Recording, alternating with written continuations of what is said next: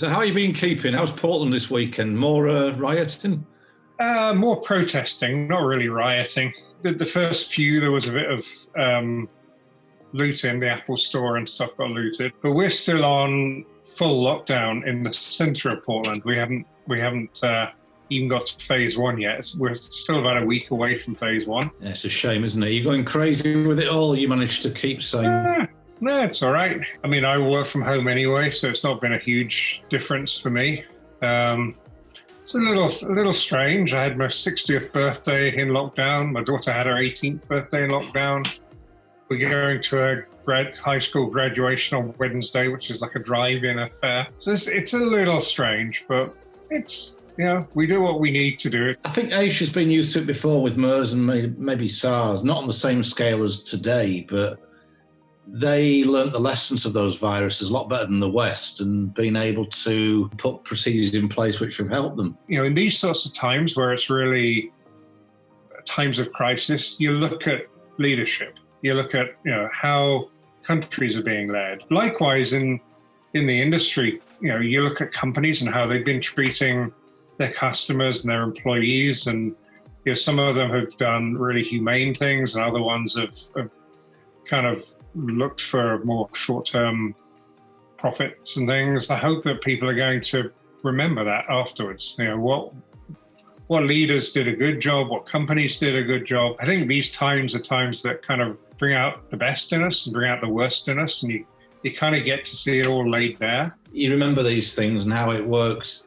What's your view on trade shows? Because some of the trade shows haven't had a good favourable write-up from all this. I've been in touch with Avixa several times over this. In terms of Infocom, we were getting a little frustrated because there hadn't been a decision made, and they'd even cancelled the Olympics, but they hadn't cancelled Infocom. And us, like any other company, had to make investments, some of which was money we couldn't get back. We were reaching these deadlines that you get to, and you've got to spend money, and we weren't getting a lot of guidance. So I have I know a number of the people there, so I basically gave them a ring and said, "What's going on?" And they were very proactive.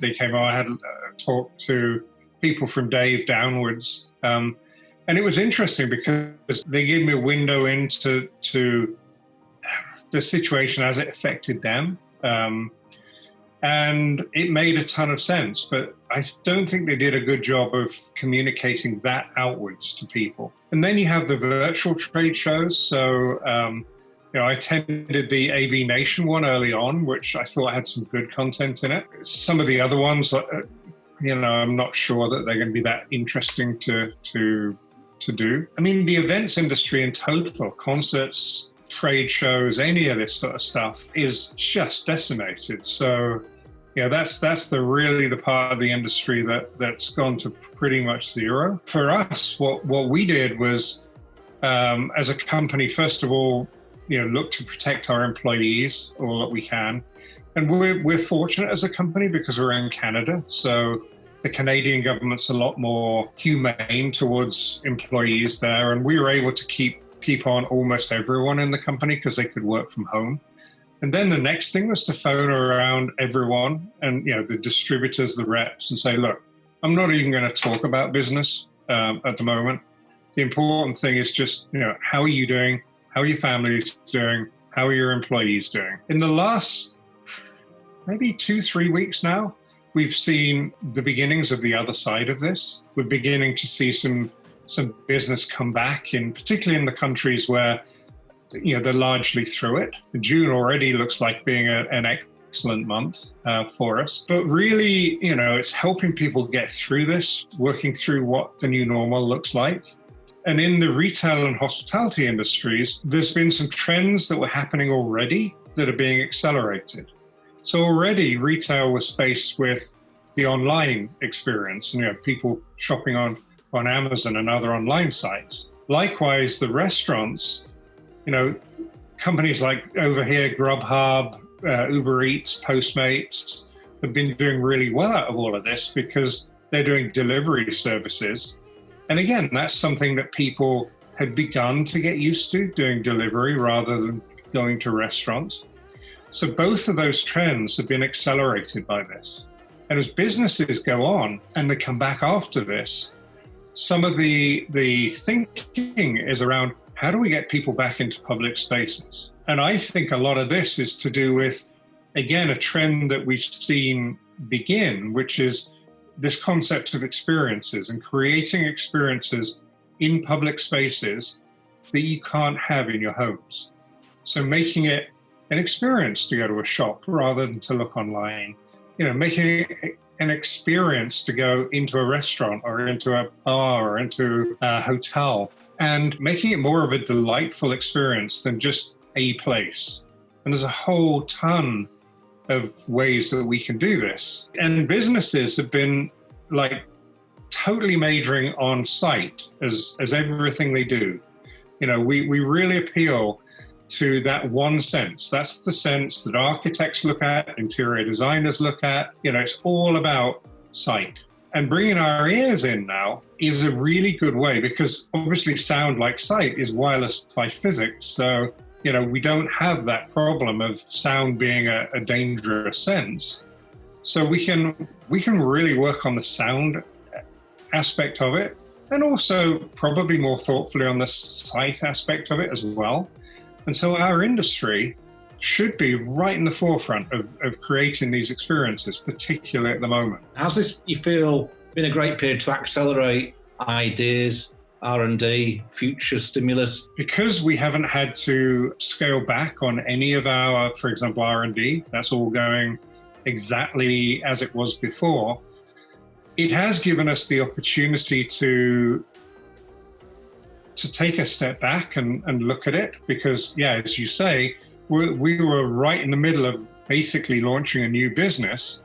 So it's like all hands to the pump, just get out there and do it. I mean, ironically, and I think you've heard this from other people you've talked to, I've been busier in the last 3 months than I can remember being. You can be really productive if you're spending your whole day down here in your office and you're not sitting on planes and commuting and doing all the other stuff that takes away time. You're 2-3 hour time zones away from Toronto and the head office there. How have communications been for you with the head office? It's been interesting because we as a company, Lenbrook as a company, isn't a big work from home company. What's been interesting, I'm sure this has happened throughout corporate life, the whole world, is we've had to work from home.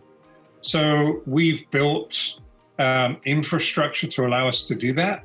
And I'm probably talking, no, I'm not probably, I am talking to them more than I ever would. I think it'll change the culture of the company forever. And in corporate life, as we go back into the office environment, and this is not our main business, but it's like a secondary business, it's almost like the hospitality space. I have a German consultant friend who said to me a couple of weeks ago, new work is the new hospitality, because business owners have to entice employees back into the office, because it's like, I can work from home. We know I can work from home. I've been working from home for the last 3 months.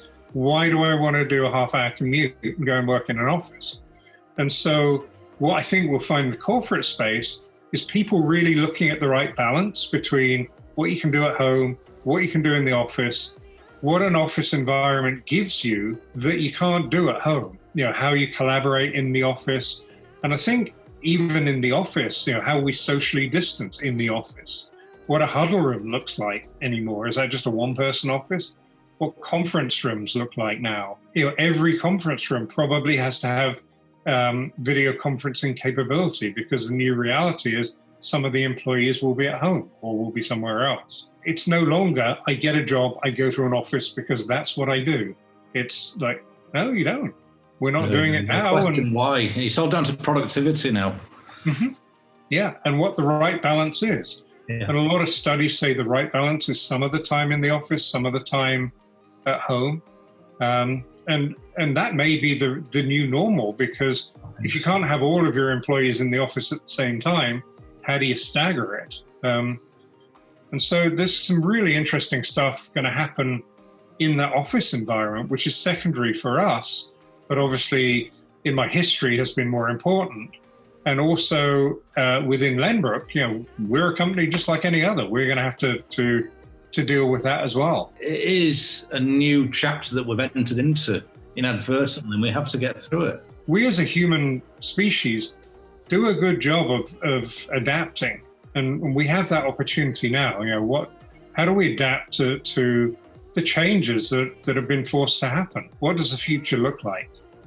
None of us know. Everyone's guessing, but being adaptable, being thoughtful, using these times that we get to just take a breath and look at it and think, okay, we got a bit of a blank sheet here. We're in this position where the two senses that we really depend on as an industry are front and center.